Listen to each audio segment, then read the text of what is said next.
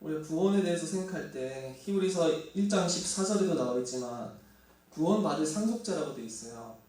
그러니까 구원이라고 하는 것은 언제든지 성경의 개념을 따르지 않는 상속을 통해서 전달되는 거예요. 상속.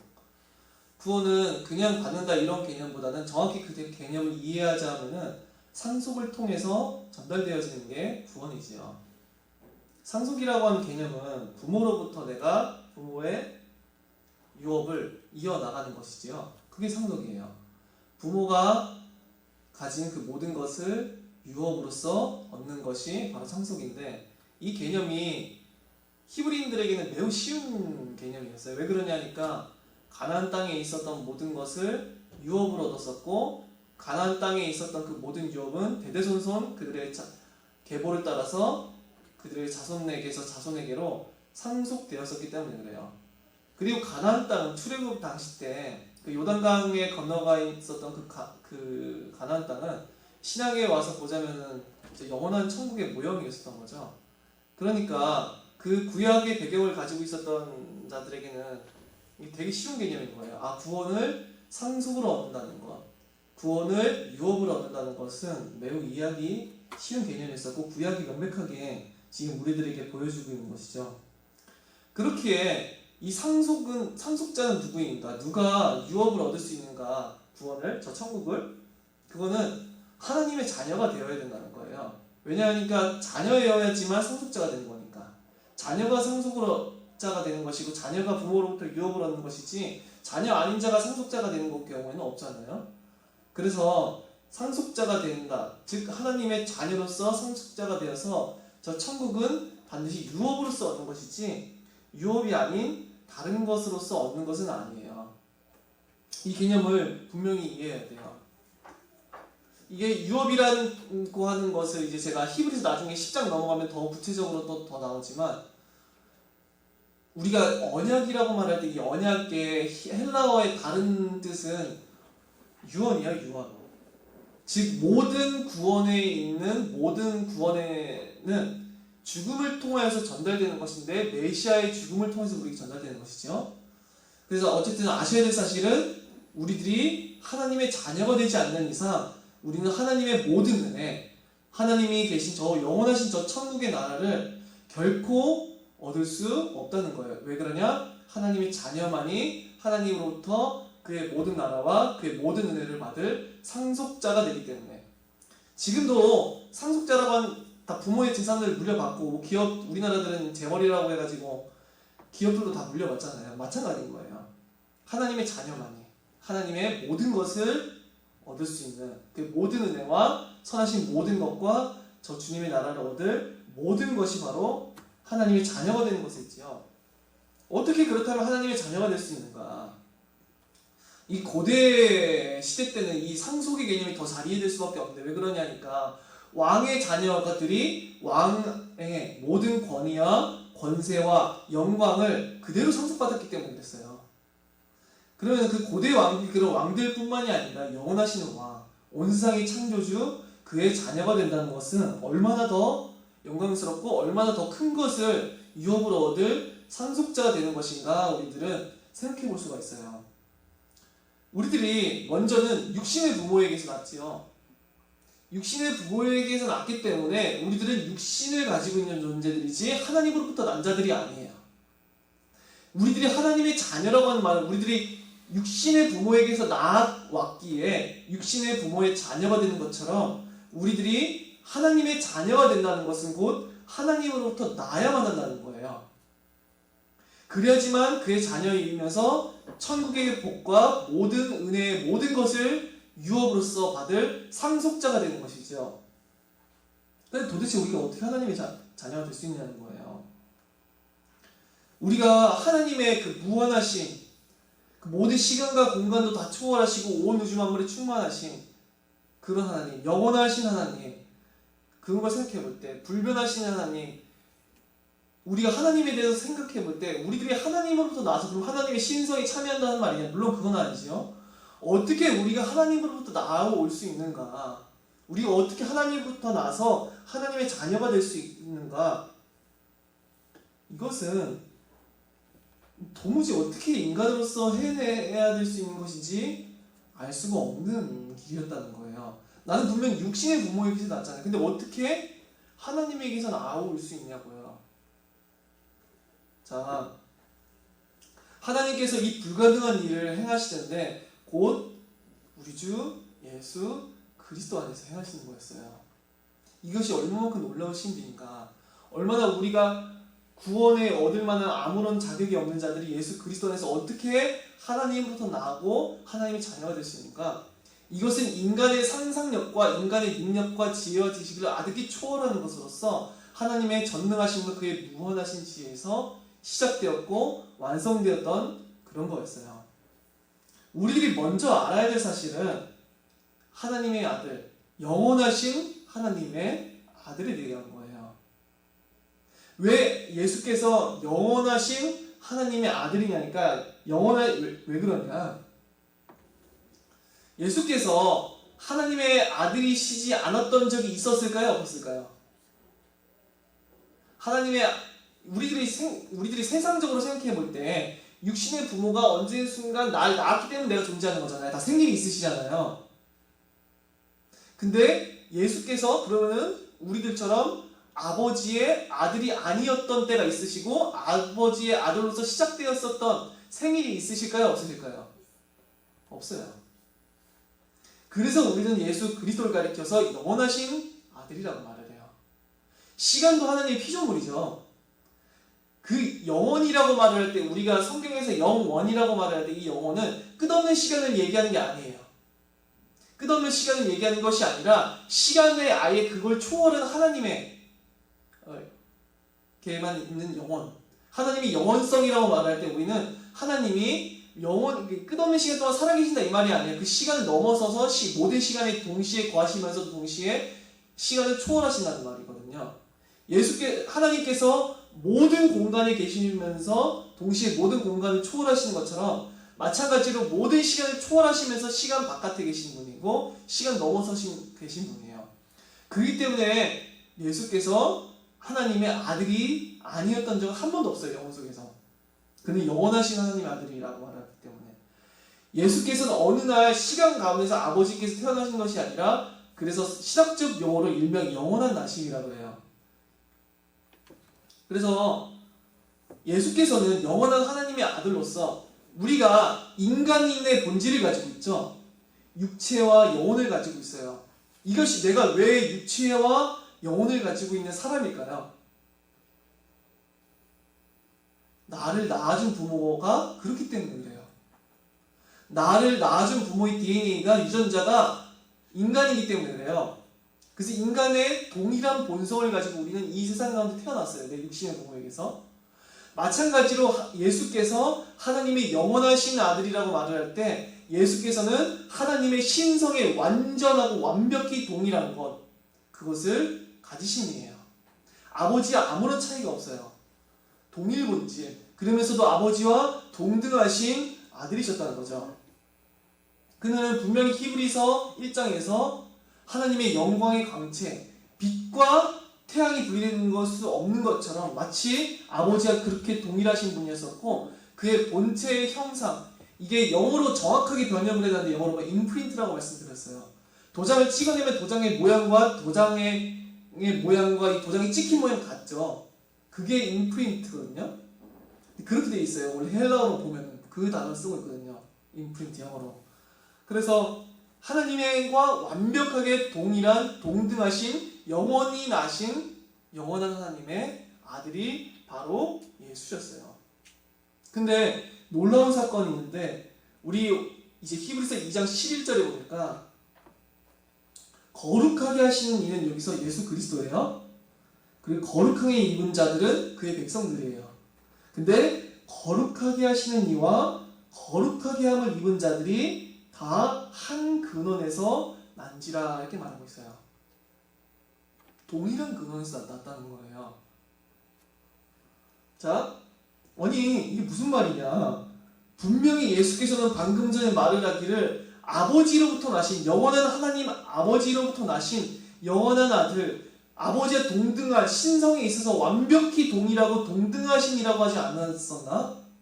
근데 예수께서 어떻게 나셨냐? 우리들과 동일한 한 근원에서 나셨다고 말하고 있는 거예요. 어떻게 신성에 있어서 하나님과 동일하시니까 사람에게서 나셔서 우리와 동일한 한 근원에서 나실 수가 있는가? 이거 도무지 불가능한 일이었었죠. 인간의 지혜와 능력으로서 지식으로서는 상상할 수 없었던 것이고 헤아릴 수 없는 거였어요. 우리가 지난주에서도 나왔었지만 17절에 보면은 그가 범사의 형제들과 같이 되셨어요. 즉 모든 부분에 있어서 우리와 아무런 차이가 없이 완벽하게 동일해지셨단 말이에요. 모든 면에서 아무런 차이가 없이 우리와 완벽하게 동일해지신 분이 바로 예수이셨어요. 그의 인성의 육신과 영혼은 우리와 아무런 차이가 없어요. 그래서 예수께서 어떤 분이시냐? 신성에 있어서는 아버지와 동일하시고 동등하시되 인성에 있어서는 우리와 동일하고 동등하신 이가 되셨어요. 그는 하나님 아버지로부터 영원히 나신 이시되 사람에게서 2000년 전에 시간 속에서 제한된 공간 속에서 우리가 동일한 제한된 육체 가운데서 우리가 동일한 육신의 출생의 방법을 따라서 육신의 부모에게서 우리와 같은 방법으로 한 근원에서 나신 이가 바로 예수이셨어요. 그는 신성에 있어서 아버지와 동등하시고 동일하시고 인성에 있어서는 우리들과 동등하고 동일하신 그런 분이 되셨다는 거죠. 그래서 17절에서도 그러지만 이제 히브리서 2장 보시면은 형제들이라는 단어가 계속 나올 거예요. 형제가 무엇인가요? 형제가 같은 부모 아래에서 나와서 같은 본체를 취해야지만 형제이죠. 예수께서 우리들의 형제라고 여기서 말을 하고 있는 이유는 왜 그러냐 하니까 예수께서 우리와 동일한 인간의 몸에서 나셔서 우리들과 동일한 본질을 취하셨기 때문에 그래요. 그래서 성경은 그를 우리의 형제라고, 예수께서 우리를 자기의 형제라고 하셨다고 말하고 있죠. 자, 히브리서 2장 11절에 그러므로 형제라 부르시기를 부끄러워하지 아니하시고 이르시되 12절로 넘어가서 내가 주의 이름을 내 형제들에게 선포하고 내가 주를 교회 중에서 찬송하리라 하셨으며 라고 말을 하는데, 지금 여기서 내가 주의 이름을 내 형제들에게 선포하고 내가 주를 교회 중에서 찬송하리라 라고 하는 구절은 시편 22편 22절의 인용이에요. 시편 22편은 메시아의 고난시로 제일 유명한 시예요. 우리가 이사야서 53장이 정말 유명하지요. 메시아에 대한 고난으로서 그가 찔림은 우리의 허물 때문이요 그가 상함은 우리의 죄악 때문이라. 그 본문처럼 시편 22편은 예수께서 십자가에 달리셨을 때 당하신 그의 고난의 고백들이 담겨져 있는 게 시편 22편이에요. 놀라울 정도로 이게 그대로 예언이 성취가 돼요. 시편 22편에 보면은 이제 예수께서 그 달리셨을 때 상황들이 그대로 연출돼 있죠. 정말 놀라울 정도로 메시아 예언을 어떻게 이렇게 정확하게 했었는지가 놀라워요. 근데 시편 22편 22절을 제가 인용한 거로 말씀드렸어요, 지금 이게. 근데 이 22절을 인용했을 때 이 22절은 어떤 것이냐니까 21절까지는 메시아께서 고난당하시는 장면이에요. 시편 22편 1절부터 21절까지는 메시아께서 고난당하시는 장면인데 22절부터 극적으로 반전되는 장면이거든요. 극적으로 메시아가 자기의 고난을 다 마치시고 모든 구원에 속해 필요한 모든 것을 다 완성하신 이후에 외치는 승리의 선언이 바로 22절이에요. 지금 인용하고 있는 히브리서 기자가. 그렇게 지금 이 히브리서 기자는 시편 22편 1절부터 21절을 분명히 염두에 두고 22절을 정확하게 인용한다고밖에 볼 수가 없어요. 시편 22편 1절에 보면은 내 하나님이여 내 하나님이여 어찌 나를 버리셨나이까 어찌 나를 멀리하여 돕지 아니하오시며 내 신음소리를 듣지 아니하시나이까.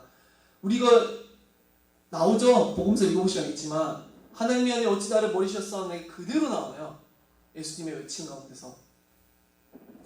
예수께서는 우리와 동일한 인간으로서 우리의 죄를 전가받으시고 그는 우리들의 죄의 모든 끔찍함과 더러움과 혐오스러움과 그 모든 것들을 대신 뒤집어 쓰시고 전가받으시고 하나님께서는 그를 온전히 죄인처럼 온전한 악인처럼 온전히 파멸과 멸망에 처해야 되는 이처럼 예수를 짓밟고 저주하시고 때리시고 찢어 죽이는 자와 같이 그를 심판하셨죠. 그래서 온전히 버림받으셨던 장면이었어요. 이 시편 22편 1절은 우리가 16절 18절에 봐도 개들이 나를 에워쌌으며 악한 무리가 나를 둘러 내 수족을 찔렀나이다. 이것도 그대로 나오죠. 수족을 찔리셨다는 게 진짜 어떻게 그대로 연이 되는지 모르겠어요. 그는 십자가에 수족을 손과 발을 다 찔리셨었고 17절에 보니까 내가 내 모든 뼈를 셀 수 있나이다. 그들이 나를 주목하여 보고 내 겉옷을 나누며 속옷을 제비 뽑나이다. 이것도 그대로 나오죠. 사도행전에. 그들이 로마 군병들이 그의 옷을 빼앗고 그가 얼마만큼 고통이 심하셨었는지 모든 뼈를 셀 수 있었다고요. 그 군대에 갔었을 때 제가 그 화생방이라고 하는 게 있어요. 남자들은 다 알겠지만 그 화생방 들어가 보면은 화생방실에 들어갔다 보면 전 조교였다 보니까 이제 또 화생방에 애들 가둬두는 것도 했었는데 애들 죽으려고 그래요. 제가 이제 훈련 시키러 나가면은 화생방 훈련 끝나고 애들이 뛰쳐나오고 막 이러면 난리가 나요. 저도 이제 방독면을 쓰고 있지만 제가 이제 못 나오게 막는 역할, 그러니까 다들 많은 역할을 제가 이제 못 나오는 역할을 하고 있었거든요. 언제 훈련 있을 때는 이놈들이 막 쾅쾅 대면서 연락을 못 나오게 제가 틀어갖고 막 너희들 가스 좀 마셔야지 이러면서 하고 있었는데 그때도 문 열어줄 때마다 방독면으로만 마시고 어우 너무 세요 이게. 그래서 좀 신기한 경험을 하게 되는데 그걸 체험한 애들이 다 같이 똑같이 하는 말이 있어요. 남자들이 내 폐가 어떻게 이렇게 생겼는지를 알게 됐다고. 이게 감각이 폐가 이렇게 생겼구나. 모든 폐세포 조직 하나하나가 느껴지거든요. 너무 죽을 것 같아 진짜 그 순간 그거 마실 때는. 아 나 죽나? 이렇게 생각이 드는데 이런 느낌이지 않을까 싶어요. 내가 내 모든 뼈를 셀 수 있나이다. 그의 뼈가 산산조각이 나고 그 고통이 너무나 극심하셨기 때문에 그 모든 고통이 온몸에 미쳐가지고 하시는 고백이겠지요. 심지어 22편 7절 8절에 보면은 나는 벌레요 사람이 아니라 이렇게 말하고 있어요. 자, 하나님의 무한하신 신성이 자기를 가리켜서 어떻게 고백하고 계시냐니까 마치 사람들에게 있어서 자기가 벌레와 같이 여겨지고 있다고 말씀하고 계시는 거예요. 우리가 왜 찬송가 중에 이 벌레 같은 날이 이걸 부르는데 메시아께서 어떻게 여긴 바 되셨냐니까 벌레와 같이 사람들에게 여겨지신 거예요. 사람이 아니라 사람의 비방거리요 백성의 조롱거리입니다. 그는 비방거리가 되셨고 조롱거리가 되셨고 7절에 보니까 나를 보는 자는 다 나를 비웃으며 입술을 삐죽거리고 머리를 흔들며 말하되 그가 여호와께 의탁하니 구원하실걸 그를 기뻐하시니 건지실걸 하나이다. 이 전부 다 사복음서에 그대로 나오는 내용들이죠. 정확하게 시편 22편 놀랍게도 메시아에 대해서 예언하고 있어요. 그의 십자가에 달렸을 때 모든 고백들을 그대로 연출하고 있죠. 시편 20편이. 그 사람들이 막 조롱하잖아요. 네가 메시아거든 내려와봐. 널 구원하시지 않겠어? 모두 다 조롱하는 거예요. 그들을 위해서 낮아지시고 그들을 위해서 이렇게 벌레의 지위에 그들을 위해서 그렇게 낮아지시고 인간의 육신을 취하시고 그들을 위해서 가장 처참하고 부끄럽고 험악한 십자가에 매달리셨지만 사람들은 그 눈이 어둡고 마음이 완악하여서 십자가에 달린 예수를 오히려 조롱하고 업신여기기에 바빴어요. 이건 오늘 나누려고 한 말씀은 아니지만 그냥 작작가만 얘기해보자면 문맥이 좀 벗어나지만 지금도 많은 사람들은 십자가에 달리신 메시아를 원하는지 원하지 않는지 잘 모르겠어요. 과연 예수께서 만약 우리가 그 당시의 사람이었다고 한다면은 강국을 이룰 메시아, 모든 것을 다 해줄 위대한 메시아가 아니라 가장 비참하고 처참하고 낮아지고 부끄럽고 수치스러운 자리로 나간 그분을 메시아로 인정할 수 있었을런지 근데 바울은 고백하기를 고린도서 1장 2절에 보니까 일부러 예수님이라고 말을 하지도 않고 복음이라고 말을 하기도 하지만 내가 예수 그리스도와 그가 십자가에 못 박히신 것 외에는 아무것도 알지 않기로 작정하였음이라 말할 때 예수 그리스도와 그 십자가에 못 박히신 것, 당시에 바울은 예수님과 연배가 비슷하기 때문에 십자가에 못 박히신 것이라 굳이 강조해서 말하는 이유는 니들이 부끄러워하는 그 십자가가 나에게는 최고의 가치라고 얘기하려는 걸 강조하려고 하기 때문이거든요. 바울의 심정은. 어쨌든 사람들이 이렇게 그를 조롱하고 예수 그리스도를 업신여겼어요. 그래서 14절 15절에 보니까 나는 물같이 쏟아졌으면 그의 물과 피가 쏟아졌다고 말을 하고 있죠. 내 모든 뼈는 어그러졌으며 뼈도 산산조각이 나버렸어요. 내 마음은 밀랍 같아서 내 속에서 녹았으며, 마음이 밀랍같이 녹았다는 표현은 완전히 이 마음이 하나님의 모든 저주와 진노와 심판과 사람들의 모든 미움과 그의 십자가의 육신의 고통과 모든 수치와 모든 것, 아버지의 모든 선하심을 잃어버린 것과 그 모든 어마어마한 측량할 수 없는 고통이 예수 그리스도의 마음을 완전히 녹였다는 것, 완전히 고통 속으로 몰아가서 견딜 수 없게 만들었다는 것이죠. 내 힘이 말라 질그릇 조각 같고 라고 말을 하고 있어요. 그의 힘은 이제 다 소진되어 가기 시작했어요. 우리들의 죄에 대해서 그가 아버지 앞에 모든 고난과 저주를 당하시고 그의 힘은 철저히 말라 비틀어져서 질그릇, 마치 말라 비틀어진 질그릇. 우리가 질그릇이 말라 비틀어지면 깨지기가 쉽거든요. 산산조각이 나요. 마찬가지로 그의 모든 영혼과 육신이 그 우리들의 죄에 대한 모든 진노와 저주당하심으로 인하여서 견딜 수 없이 깨지는 산산조각이 날 것 같은 그 지경에 이르렀다고 고백하고 계신 거죠. 내 혀가 입천장에 붙었나이다. 그는 완전히 목마르셨었고 주께서 또 나를 죽음의 진토 속에 두셨나이다. 그리고 나셔서 마침내 최종적인 죽음으로써 그의 메시아의 사역을 완성하셨어요. 이게 놀라운 게 10편 22편이 놀라운 게 사복음서에 기록되어 있는 모든 내용 그대로 여기 와 있다는 거예요. 이게 메시아의 순환시로 너무나 유명하죠. 그리고 히브리서 기자 또한 이것을 예수님의 순환시로 받아들이고 있어요. 자, 지금 이 10편 22편을 쭉 정리한 이유는 이 히브리서 2장 12절에 내가 주의 이름을 내 형제들에게 선포하고 내가 주를 교회 중에서 찬송하리라, 이것이 바로 예수께서 시편 22편에서 순환이 다 끝나시고 극적으로 장면이 전환되는 시편 22편 22절의 인용이기 때문에 그래요. 극적인 반전이 일어나요. 아니, 지금까지 고난당하시던 분이 마침내 자신이 죽임당하심으로써 모든 것을 다 이루시고 다시 사심으로 인하여서 살아나심으로 인하여서 주의 이름을 내 형제들에게 선포하고 내가 주를 교회 중에서 찬송하리이다, 이렇게 말하고 있어요. 13절에 보니까 또다시 내가 그를 의지하리라 하시고, 예수께서 십자가에 매달려 있었을 때 자기를 다시 살리실 아버지를 끝까지 의지하셨어요. 이 모든 고난을 통하여서 아버지 뜻을 이루기를 간구하셨었고, 그러나 이 모든 것을 아버지께서 받으사 아버지의 모든 구원의 뜻을 이루시고 자기를 다시 살리실 것을 분명히 바라보았다는 것이지요. 그래서 예수께서 다시 살아나심으로 인하여서 그는 그의 죽음을 통해서 우리의 죄사함과 구원에 필요한 모든 것을 다 성취하시고 그의 형제들에게, 그리고 형제라고 하는 단어가 12절에 또 나오죠. 형제들이라고 하는 단어가 중요한 게 우리들과 같아지심으로 인하여서, 인간의 육신을 취하심으로 인하여서 우리들과 완전한 동일 본질을 취하시는 분으로서 구원에 필요한 모든 것을 다 완성하시고 마침내 우리들에게 주의 이름을 선포하셨다. 즉 구원의 은혜로운 주의 이름을 우리에게 마침내 알려주셔서 우리를 하나님의 자녀로 삼아주셨다는 거죠. 자, 그래서 13절에 보니까 또다시 볼지어다 너와 및 하나님께서 내게 주신 자녀라 하셨으니 라고 말하고 있어요.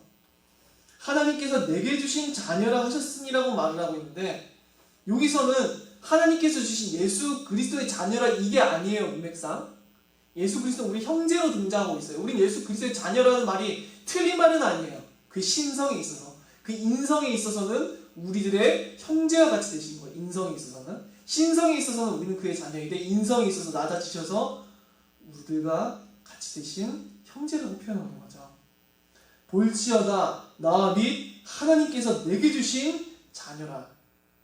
그는 시편 22편에 있는 그 고난으로 인하여서 그들을 하나님의 자녀가 되게 할 수 있는 모든 것을 다 이루셨다는 거예요. 자, 어떻게 우리가 하나님의 자녀가 될 수 있는가? 그 이후에 14절에 보니까 자녀들은 혈과 육에 속하였음에 그것 또한 같은 모양으로 혈과 육을 함께 지니심은 이라고 말하고 있어요. 히브리서 2장이 놀랍지 않나요? 계속해서 완전하신 신성을 선포하는 이 히브리서 1장과 그 다음에 철저히 낮아지신 우리들과 완벽하게 동일하게 되신 예수 그리스도의 인성을 철저히 강조하고 있어요.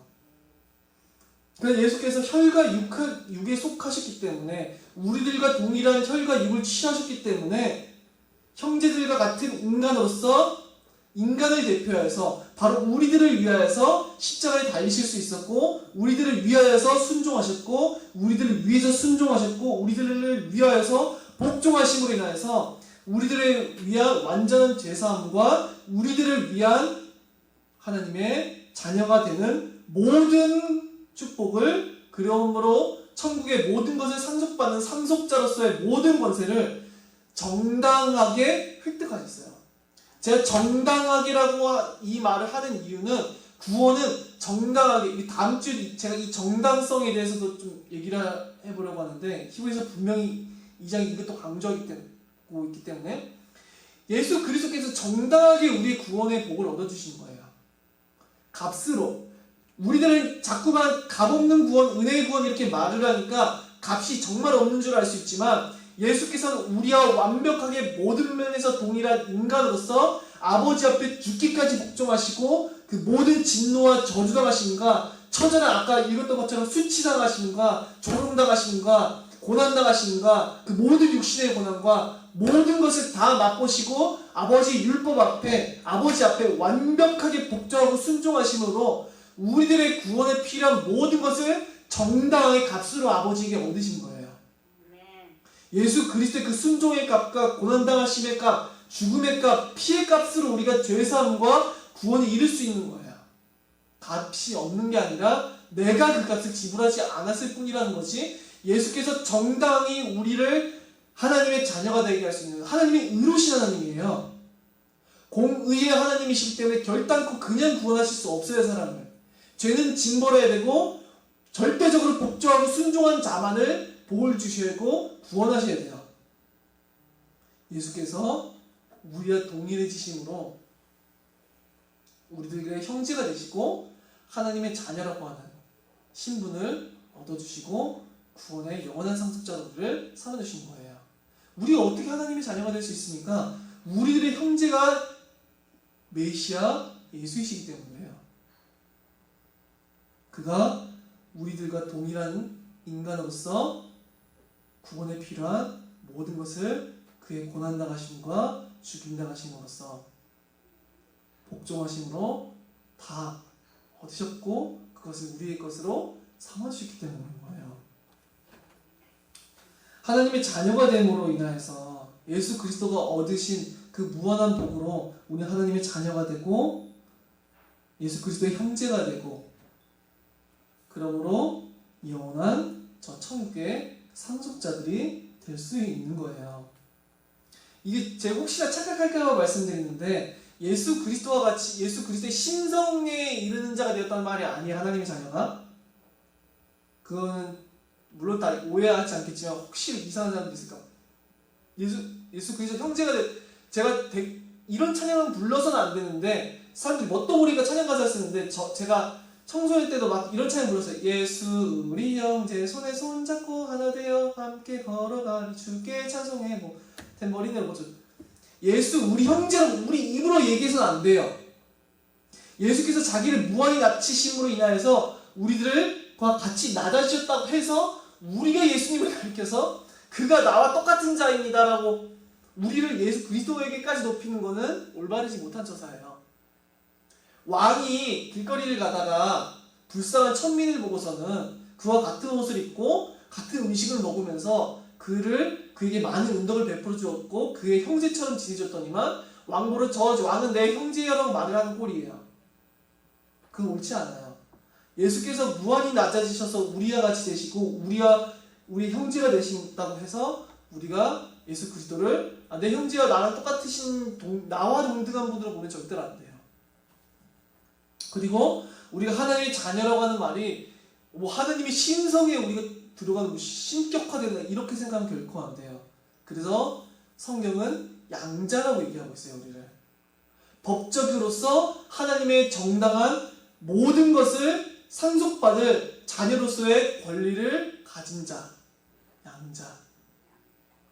양자라고 얘기하고 있는 거예요. 성경. 그래서 우리가 이렇게 해서 예수께서 얻으신 모든 우리와 동일한 인간으로서 우리들의 형제로서 모든 죄의 값을 지불하시고 천국에 들어갈 수 있는 모든 것을 자기 복종과 순종하심으로 인해서 어디서 우리의 것으로 삼아주신 그 예수 그리스도의 말미암아서 우리가 하나님의 자녀가 되고 상속자가 되고 하나님의 모든 은혜에 충만하신 모든 복의 상속자가 되고 저 영원한 하나님 나라의 상속자들이 된 것이지요. 그래서 예수께서는 분명하게 하나님의 아들이세요. 즉 하나님으로부터 나신 하나님과 완벽하게 동일 본질이시고 하나님과 동등하신 하나님이세요. 예수께서는 그러시면서도 그는 사람에게서 나셨고 사람에게서 나신 사람의 아들, 즉 인자. 저는 인자라고 하는 단어를 사람의 아들이라고 번역해 줬으면 훨씬 더 좋았을 것 같아요. 원래 헬라어로 보면은 인자라고 하는 단어가 전부 그게 똑같아요. 사람의 아들. 그러니까 안트로포스가 사람인데 그러니까 휘오스가 아들인데 휘오스 투 안트로포스 이러면은 사람의 아들이고 휘오스 투 테우 이러면은 이게 하나님이거든요. 하나님의 아들이에요. 그러니까 헬라어로 보면 명확하게 son of God, son of man 이렇게 정확하게 표현이 되는데 우리나라로 굳이 인자라고 왜 사람의 아들은 전부 인자라고 번역해놔서 하나님의 아들과 인자가 구별된 것처럼 보이는지 모르겠어요. 예수께서는 하나님으로부터 나셔서 영원한 나심으로 하나님과 동등하시고 동일하시되 우리와 똑같은 혈과 육을 취하시고 동일한 출생 방식으로 육신에서 나심으로 인간의 본성을 동일하게 취하셔서 동일한 우리와 형제가 되신 인간이세요.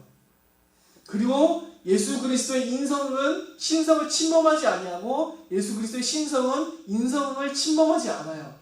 그는 완전하신 인간, 완전하신 하나님이에요. 그러면서도 동시에 예수 그리스도께서 두 분이 계신 게 아니에요. 인간 예수, 하나님 예수로 계시는 것이 아니라 영원토록 예수 그리스도의 한 삼위일체 가운데 계신 한 위격 안에 인성과 신성은 명확하게 구별되고 명확하게 서로가 개별적으로 존재하되 그러면서도 동시에 분리될 수 없고 나뉠 수 없는 하나예요. 영원토록 한 분이시지 예수 그리스도는 두 분이 아니에요. 이게 놀라운 신비죠. 어떻게 이거 제가 태올리가 책을 어떻게 하나로 만들 수가 있겠어요. 이거보다 더 신기한 게 영원한 신성과 유한한 인성이 영원토록 구별되면서도 완벽하게 하나로서 나뉘지 않는 상태. 영원한 신인이신 상태. 하나님이시자 인간이신 분. 자, 그래서 예수 그리스도의 인성을 전 신성하면 안 된다고 말씀드렸어요. 예수 그리스도의 인성을 신성화하면 안 되고 예수 그리스도의 신성을 인성화 시키시면 안 돼요. 그러면은 그거는 전혀 성경을 이해하지 못하는 거예요. 요한복음 1장 12절 13절에 보니까 영접하는 자 곧 그 이름을 믿는 자들에게는 하나님의 자녀가 되는 권세를 주셨으니 이는 혈통으로나 육정으로나 사람의 뜻으로 나지 아니하고 오직 하나님께로부터 난 자들이라. 우리가 육신을 따라서, 혈통을 따라서는, 사람의 뜻을 따라서는 하나님께로부터 날 수 있어요, 없어요? 없어요. 육신을 따라 난 자는 육신의 자녀예요. 육에 속한 자들이라고요. 그래서 이는 혈통으로나 육정으로나 사람의 뜻으로나 나지 아니하고, 즉 태어나지 아니하고, 나다가 태어나지 아니하고 오직 하나님께로부터 난 자들이라. 육신을 따라서는 우리가 안 돼요. 육신을 따른 출생, 혈통을 따른 출생으로는 하나님으로부터 결코 날 수가 없어요. 근데 어떻게 해주면 오직 하나님께로 난 자들이라. 13절 이 말이 우리의 것이 될 수 있느냐. 12절에 영접하는 자, 곧 그 이름을 믿는 자들에게는 하나님의 자녀가 되는 권세를 주셨으니, 그 이름을 믿음으로 인하여서 우리들에게 하나님의 자녀가 되는, 즉 13절에 하나님으로부터 난 자들이 되고 하나님의 자녀가 되는 자들이 될 수가 있대요. 사도 요한이 작성한 거잖아요. 요한복음이. 이 요한이 말을 하고자 하는 것을 요한 1서와 요한 2서로 보면 더 구체적으로 알 수가 있어요. 영접하는 자, 곧 그 이름을 믿는다는 것은 그럼 무슨 말이냐? 뭘 믿는다는 것이냐? 예수 그리스도에 대해서 무엇을 믿는다는 것이냐? 우린 질문해봤으면 좋겠어요. 뭘 믿는 거죠? 그냥 예수 그리스도 믿는다고 하지 말고 그에 대해서 무엇을 믿는다는 것이냐? 정확하게 얘기해줘요.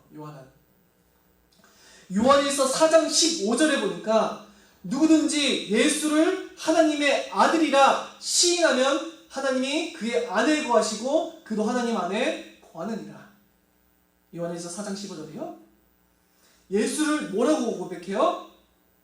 하나님의 아들이라고 시인하면 하나님이 그의 안에 거하시고 그도 하나님 안에 거하느니라. 먼저 우리가 예수 그리스도의 이름을 믿는다라고 말을 할 때 그것은 그가 하나님의 아들이라는 거예요. 요한복음 이미 1장에서 그게 나오죠. 하나님의 태초에 말씀이 계셨다고. 그 말씀이 곧 누구라고요? 하나님이라. 말씀이 육신을 입어 세상 가운데 오셨대요. 이미 하나님이심을 밝히고 있어요. 처음 요한복음 1장부터. 그가 하나님의 아들이심을 시인하는 게 그 이름을 믿는다는 거예요. 요한 1서 4장 2절로 가보면, 같은 4장의 2절로 가보면은 이로써 너희가 하나님의 영을 알지니 곧 예수 그리스도께서 육체로 오신 것을 시인하는 영마다 하나님께 속한 것이요. 뭐라고요 이번에는?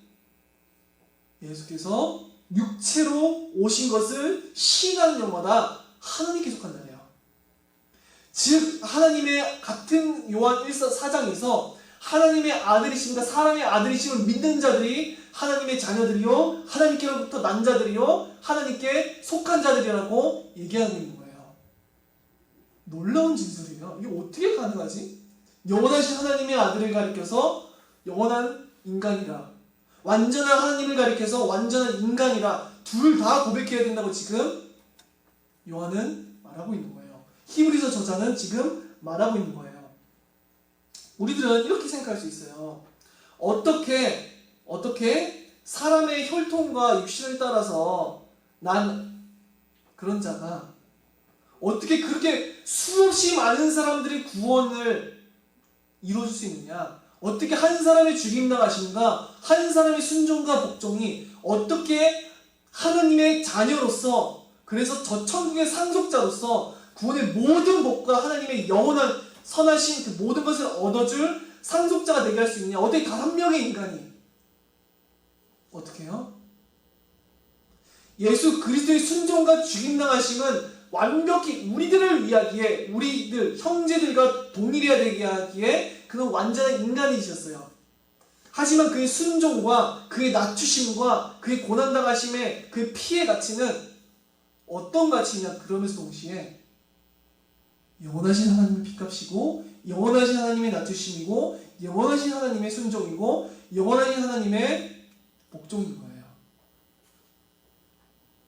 그래서 하나님이시자 인간이시지 않는 이상은 우리들의 그 영광스러운 구원은 불가능해요.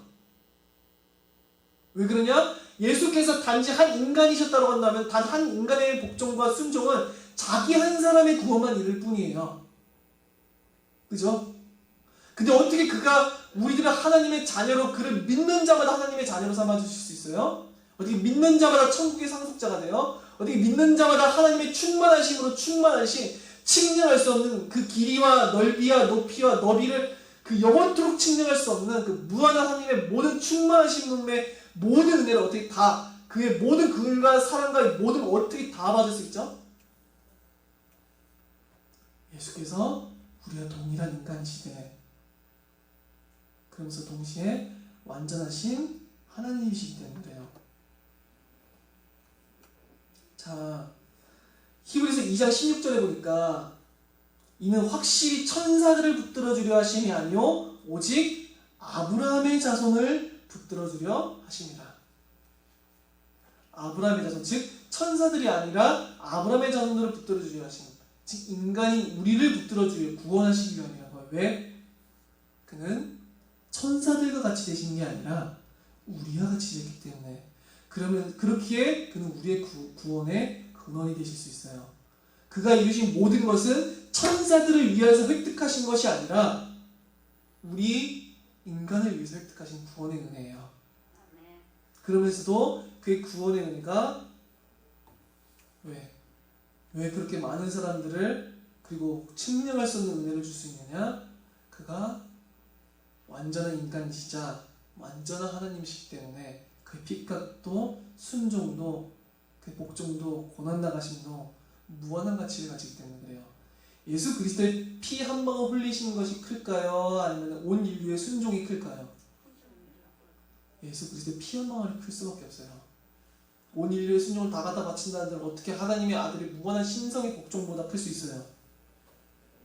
우리들의 피 흘림과 예수 그리스도의 피 흘림의 가치가 어떻게 동일할 수 있겠냐고요. 그래서 예수 그리스도의 십자가를 의지한다는 것은 어마어마한 구원의 은혜를 가져다 줄 수 있는 거예요. 모든 구원의 하나님의 모든 충만한 은혜가 정당하게 합법적으로 우리에게 전달되어 줄 수 있어요. 왜 그러냐? 우리가 1억을 빚졌으면 1억을 갚아야 되잖아요. 이자까지 포함해서. 내가 누군가한테 빚을 꺼줬으면 반대로 1억을 받아야 되는 거고, 1억을 꺼줬으면. 마찬가지로 예수께서 정당하게 하나님의 아들로서 죽임당하셨어요. 그래서 바울은 가리켜서 하나님의 피라고 말해요. 하나님의 피. 하나님의 피값이라고. 그래서 우리가 생각해 볼 때 하나님의 고난당하신 피값, 하나님의 순종의 값이라고 생각할 때 그 값어치는 도대체 얼마만큼 하나님이 우리들에게 그를 믿는 자들에게 도대체 얼마만큼 큰 은혜를 쏟아 부어주셔야 되는 가치냐고요. 십자가의 보혈의 가치는. 그리스도를 믿는다는 걸 작게 생각해요. 그걸 기초로 여기고 다른 온갖 것들로 이루어주려고 해요. 그렇지 않아요. 모든 은혜는 우리 주 예수 그리스도를 믿는 그 믿음 가운데 있어요. 구체적으로 어떤 믿음? 다시 한번 요한일서 4장 15절에 누구든지 예수를 하나님의 아들이라 시인하면 하나님이 그의 안에 거하시고 그도 하나님 안에 거하느니라. 요한일서 4장 2절 이로써 너희가 하나님의 영을 알지니 곧 예수 그리스도께서 육체로 오신 것을 시인하는 영마다 하나님께 속한 것이요. 그러면서도 요한일서 5장 1절로 넘어가면 뭐라고 하죠? 요한일서 5장 1절 예수께서 그리스도이심을 믿는 자마다 하나님께로부터 난 자니. 하나님께로 났다는 표현은 정말 많이 쓰죠, 요한이. 자, 다시 조합해 볼게요. 최종적으로 누가 하나님으로부터 난 자예요? 누가 하나님으로부터 난 자가 되어서 자녀로서의 권세를 가져요? 이는 혈통으로나 육정으로나 사람의 뜻은 나지 아니하고 우리들의 육신을 따라서 난 우리들의 혈통, 육신적 혈통, 육신의 뜻으로는 우리들은 하나님의 자녀가 아니에요. 육신을 따라 난 자일 뿐이지. 오직 하나님께로부터 난 자라. 어떻게? 영접하는 자, 곧 그 이름을 믿는 자들에게는 하나님의 자녀가, 즉 하나님으로부터 난 자가 되어서 하나님의 자녀가 되고 그의 권세를 주셨으니 어떤 권세? 상속자로서 하나님의 모든 은혜와 그 충만하신 영원한 사랑과 무한한 모든 은혜를 세세토록 받을 수 있는 모든 권세를 그에게 주셨으니. 상속자는요, 모든 것을 부모로부터 받는 자예요. 유업으로서 다 받는 자라고요. 그게 자녀예요. 그 권세를 주셨으니라는 거예요. 그래서 하나님, 예수께서 하나님의 아들이심을 시인하는 자들, 예수께서 우리와 완벽하게 동일히 지신 인간임을 시인하는 자들, 그가 영원하신 신인으로서 그리스도로서 십자가에 죽임당하심으로 우리들의 죄사함과 구원에 필요한 모든 것을 다, 그 값을 다 치르시고 다 이루셨음을 믿는 자들, 그들이 바로 하나님께로부터 난 자들이라고 하는 것을 히브리서 기자가 지금 말하고자 하는 거예요. 자, 이것이 바로 기독교의 핵심이에요. 예수 그리스도에 대한 올바른 믿음. 예수께서 하나님의 아들이시면서 사람의 아들이시요 그리스도이심을 고백하는 것. 그것이 바로 기독교예요. 그것이 바로 기독교의 반석이고 성도들의 영원한 소망이 거기에 있어요. 자꾸만 다른 말씀을 가지고 성도들에게 위로를 주려고 해요. 어떻게 하지만 하나님의 모든 은혜를 내가 다 받을 수 있을까요? 성경에 무수한 하나님의 은혜가 사실은 기록되어 있어요. 근데 그 모든 하나님의 선하시고 의로우신 그 지극히 아름다운 모든 사랑과 그들과 자비와 복과 주님이 우리들을 주신 영원한 만족 어디에 있을까요? 우리 주 예수 그리스도를 믿는 그 가운데 있어요. 제가 지난 수요일 때도 좀 요한복음을 전체를 좀 읽어나가면서 나눴었는데, 예수께서 하나님의 아들이시면서 사람의 아들이시고 그 그리스도이심을 고백하는 모든 자들에게는 영원토록 마르지 아니할 음료와 영원토록 배고프지 아니할 양식이 그 안에만 있어요. 그래서 예수를 떠난 은혜라는 건 존재하지 않고 소망이라는 건 존재하지 않아요. 하나님의 모든 은혜는 오직 사람의 아들이시자 하나님의 아들이신 우리들의 그리스도가 되신 그 예수에 대한 믿음에서만 시작되고 완성되고 주어져요. 베드로가 놀라운 고백을 하는데, 예수께서 인자를 누구라 하느냐, 즉 사람의 아들을 누구라 하느냐 물어보세요. 예수께서 자기를 사람의 아들이라고 칭하셨죠. 그러니까 사람의 아들을 사람들이 뭐라고 하느냐 물어보니까 더러는 뭐 엘리야다. 그 선지자 중에 하나로 생각한 거예요. 선지자 중에 하나라다. 선지자인 줄 알았었죠. 엘리야든지 아니면 뭐 사도 요한이 살아났는지 아니면 뭐 예레미야든지 유명한 선지자들, 그러니까 선지자들과 같은 그 선지자 중에 한 명이라고 생각하고 있었던 거예요, 사람들. 예수님도. 근데 너희들은 나를 누구라냐고 물어보세요. 자, 사람의 아들을 가리켜서 베드로의 고백이 놀라워요. 예수께서는 자기의 사람의 아들을 누구라 하시냐고 물어보고 시작하셨었는데, 베드로는 대답하기를 우리나라 말로는 당신, 그러니까 주는이라고 되어 있는데 원래 헬라어로 보면 그러니까 당신이라는 뜻인데 우리나라 말이 당신이라는 게 낮은 사람한테만 쓸 수 있대요. 그래서 주는이라고 기록되어 있는데 우리나라 말은 2인칭 중에 높임말이 없대요. 희한한 언어야. 2인칭 중에 높임말이 없는 언어인 줄 몰랐는데, 그래서 주는 그 사람의 아들을 가리켜서 그리스도시요 살아계신 하나님의 아들이십니다. 이게 헬라어로 보면 화가 나와요. 우리나라 말로도 사람의 아들을 누구라 하느냐 이렇게 번역했었으면 훨씬 와닿았을 텐데, 사람의 아들을 누구냐고 했을 때 그를 가리켜서 하나님의 아들이래요. 정말 놀랍지 않나요? 사람의 아들을 가리켜서 하나님의 아들이래요. 그리고 그가 그리스도래요. 누구도 그리스도가 될 수 없어요. 누구만 우리들을 위한 구원을 성취하실 수 있느냐? 하나님의 아들이시자 사람의 아들이신 그만이 우리들을 하나님의 자녀로 삼아주실 수 있는 모든 복을 이루시고 획득하시고 완성하실 수 있어요. 우리들은 예수를 가리켜서 하나님의 아들이십니다. 우리 예수를 가리켜서 사람의 아들이십니다.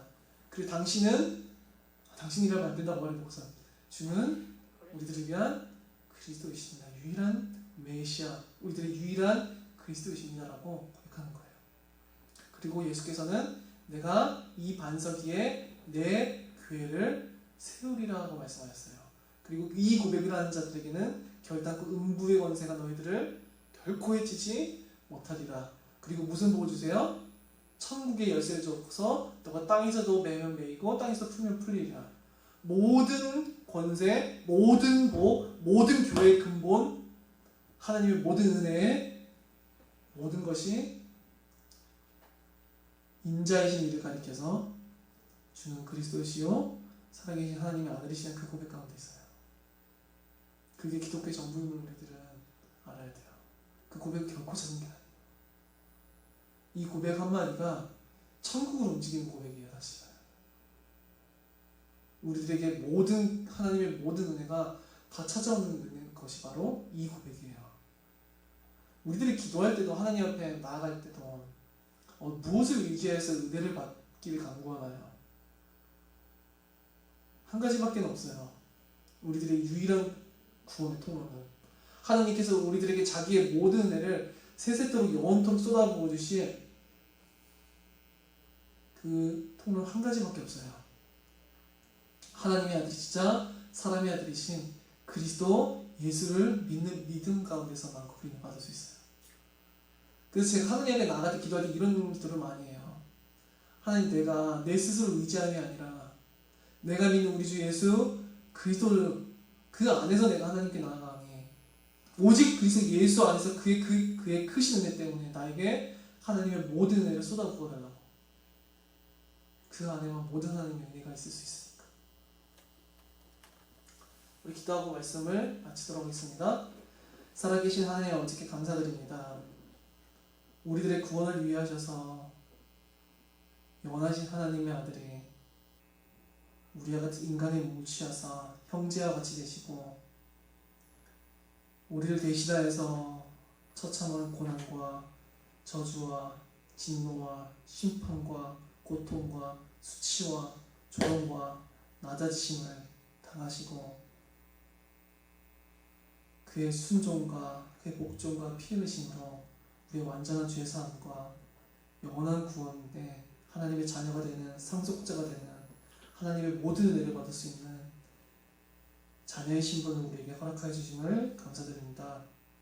우리가 우리 주님 다시 오시는 날까지 흔들림 없이 인자이신 예수를 가리켜서 하나님의 아들이시오 그리스도라고 고백할 수 있도록 은혜를 허락하여 주시옵소서. 하나님, 우리들의 믿음이 너무나도 연약하고 넘어질 때가 많사오나 우리들이 우리 주 예수 그리스도를 향한 믿음을 우리 하나님 앞에 고백할 때마다 우리 자신을 보셔서가 아니라 그리스도 예수를 보심으로 우리들 가운데 침략할 수 없는 하나님의 모든 은혜를 우리 영혼 가운데 부어주시옵소서. 또한 우리가 보이지 아니하나 믿음으로 그리스도 예수 안에서 이미 우리들에게 주어진 이미 우리들을 위해서 획득하신 그러나 장차 다시 오실 주님을 통하여서 우리에게 세세토록 주어질 영원한 안식과 영원한 구원과 영원한 사랑과 영원한 평안을 우리가 믿음으로써 바라보게 하여 주시옵소서. 그 가운데서 우리가 소망을 품고 세상의 모든 문제를 이기고 승리하고 죄와 싸우고 하루하루를 믿음을 지켜나갈 수 있도록 은혜를 더하여 주시옵소서. 살아계신 우리 주 예수 그리스도 이름으로 기도드립니다. 아멘.